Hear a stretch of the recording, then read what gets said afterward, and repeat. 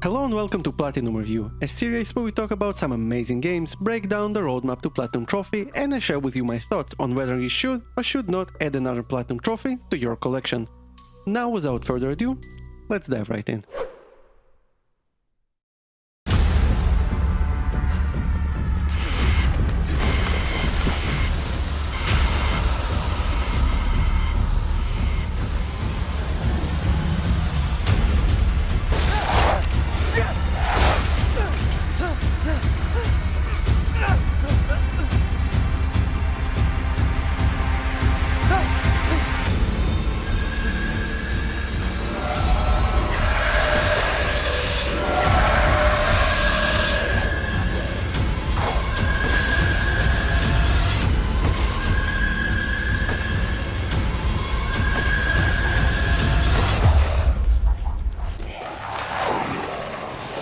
Let's see what you're doing.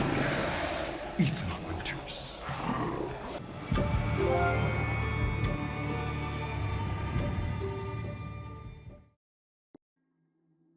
The game picks up 3 years after the events of Resident Evil 7, and it is a direct sequel to it, up to the main protagonist and the first-person camera perspective. So if you haven't played RE7 yet, I would strongly encourage you to do so before starting this game. The story is pretty solid in my opinion, and I did like it, especially the ending, but I will not be spoiling it here, so if you haven't played the game yet, you don't have to worry. It is more action-oriented than RE7, but the atmosphere of dread is still there. Shooting is a little faster, but you are still encouraged to be slower and more methodical while working with the pistol. Also, you have a great enemy variety, something that was a bit lacking in the previous game. You will encounter different creatures, armored enemies, mini-bosses and bosses that will require a different approach, so it has a learning curve and it's not just another mindless shooter. As for the core mechanics, they do differ from previous Resident Evil games. Key items and crafting components you pick up no longer take up inventory slots, and item boxes are not a thing anymore, and I'm gonna be honest, I kind of miss them. That being said, all inventory system was reworked from the ground up, and it's not necessarily a bad thing, it's just different. You have inventory slots and everything you pick up take up space. It can be ammo, guns, health kits, etc. You will have to manually arrange them if you need to make space for more items, and instead of storing unneeded items in item boxes, they can be sold to the merchant, the Duke. By killing enemies, exploring your surroundings and trading, you will get money, lei, that can be used to expand your inventory, upgrade your weapons or get more supplies, like ammo, pipe bombs, medkits, crafting recipes and more. You are also encouraged to do hunting and bring the meat to the Duke to get permanent upgrades, similar to adrenaline shots in RE7. Another new thing that was introduced was a proper New Game Plus mode. After finishing the game, you can create a save game data, and by loading it, you will create a New Game Plus that will keep all your inventory, money and upgrades you had on you when you finish the game. From the technical perspective, the game is gorgeous on PS5 and it runs very smooth. There is some texture popping that I did notice, but it didn't happen very often and it wasn't intrusive, so I didn't really mind it. More importantly is that in 55 hours I spent in this game, I haven't experienced a single game-breaking bug and everything worked great day one, something that unfortunately we can't really take for granted these days. As for the PS4 version, I did play it for a couple of hours on my second account, and there are a couple of differences.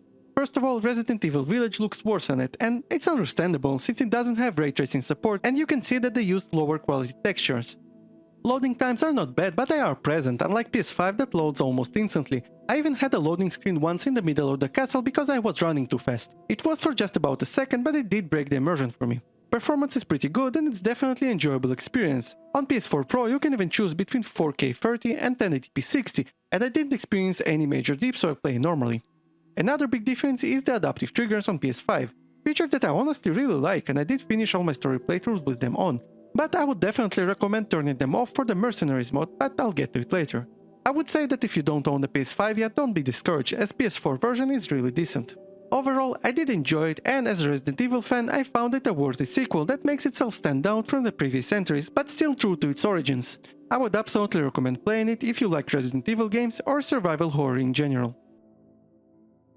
You will have to go out of your way to get a Platinum Trophy in this game, but the structure will be familiar to you if you did Platinum the previous entries. If you want to cut down on playtime, you can start your short playthrough on casual and follow a guide to find all the collectibles and miscellaneous trophies along the way. There is no chapter select, so some of them are missable, but you have 20 manual save slots, so just use them strategically. Collectibles consist of documents, goat figures, weapons, weapon parts, crafting recipes, outhouses and castle windows. All of them except outhouses and castle windows carry over to New Game Plus, so if you miss something, just pick it up on your second playthrough. As for the money, you should invest it in inventory upgrades and probably nothing else, as weapon upgrades are really not necessary on casual or even regular difficulty, and you will need that money later. I would also recommend to kill all the animals since you can use their meat for upgrades and they come a long way to make your life easier on your last playthrough. Now, the next stage might sound rough, but it should be a sub 3 hours knife-only speedrun, while also not using more than 4 healing items and not spending more than 10,000 lei. Obviously, you can make it easier for yourself and do all that in different playthroughs, but it's really not as bad as it sounds, and most people I talked with, me included, did pull this off on their first try. I would recommend to play on casual difficulty and buy the karambit knife from the bonus menu and then pick it up from the merchant. This will make it substantially easier. One boss fight near the end of the game will test your patience, because it takes around 10 minutes to kill him with the knife, but other than that you shouldn't have any issues. I actually have my full speedrun broken down to objectives on my channel, so feel free to check it out if you're stuck or unsure whether your time is good or not. Your last playthrough will be to finish the game on highest difficulty, Village of Shadows. You should do it with an infinite ammo Skate Magnum, which will make this stage reasonable. To unlock it you have to buy it from the merchant and fully upgrade it, and then you should be able to purchase infinite ammo cheat from the bonus menu. And that's what you will use your money you've been saving for. You will need around 2.1 million lei for it, and you might not have enough at this point. If you don't, you can start with an infinite ammo GL and switch to Magnum in the middle of the game when you have enough. Also, before upgrading it, make sure to make a manual save. So basically make a manual save, upgrade your Magnum, buy an infinite ammo and reload the last save, and voila! You have infinite ammo without wasting all your money. Make sure to upgrade the damage though, as it will make a huge difference. Fully upgraded Magnum will one-shot most of the enemies, while without upgrades enemies will take 2 free shots, and it can be a difference between life and death in this difficulty.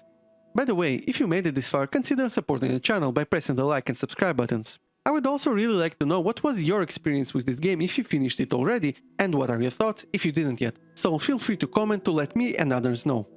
Anyway, back to the video. Now let's talk about the differences between regular/casual and Village of Shadows difficulties. You will encounter more enemies in the same areas and they will be different at times, obviously not in your favor. Another huge difference is the enemy speed that really threw me off in the beginning, as they are really fast and you don't have auto-aim, so even hitting them might be a challenge for you. Of course, they also deal more damage and you will be in critical condition immediately if you get grabbed, and they have more health. With the Magnum it's not that bad, but my first hour was a steep and rough learning curve, with me being stuck for around 45 minutes in the first section.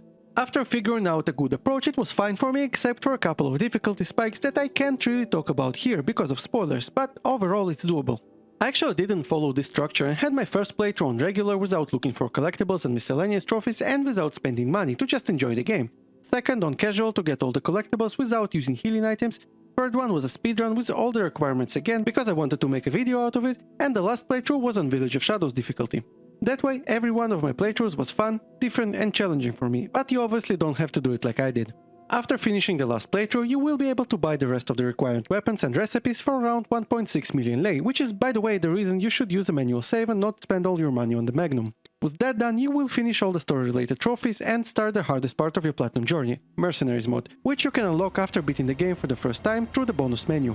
Mercenaries is pretty much an arcade mode. You start with limited time and you need to kill enemies in quick succession for more points and time bonuses. Your goal is to finish all the stages with an S rank, which is not the highest one by the way. There are 8 stages in total, and it's technically 4 stages that have 2 variants each. The first 4 are not that hard and you should focus on learning the layout, pathing, enemy spawns and keeping your combo. The last 4 are identical but basically on Village of Shadows difficulty, and you don't have access to shotguns and a sniper rifle. I really struggled with stages 6 and 7, and this will definitely be a platinum breaker for a lot of people. You will need to find a strategy that works for you, and you have to actually get good and get lucky. I personally didn't like the strategy suggested by PowerPix of using a knife in GL and use a pistol on Magnum instead, but it's just a personal preference. I was stuck on stage 6 for 2 days, but after finally beating it, I was done with this mode within a couple of hours and finally got my platinum trophy. I think you can have fun with it if you don't focus on completion and scores, because in its core it's a really fun arcade mode, but I couldn't really do it because I was focused on finishing the game and it was an obstacle in my way, but that one might be on me. One tip I can actually give you is, if you are on PS5, turn the adaptive triggers off for this mode, since it will allow you to shoot faster and it can make a difference. So should you go for a platinum trophy in this game? Well, if you don't mind putting in a lot of effort for the sake of completion, then by all means go for it, because it was one of the more satisfying platinum trophies I got recently. On the other hand, Mercenaries mode almost broke me and I was really frustrated at some point, which again might be my fault because it can be really fun with the right mindset.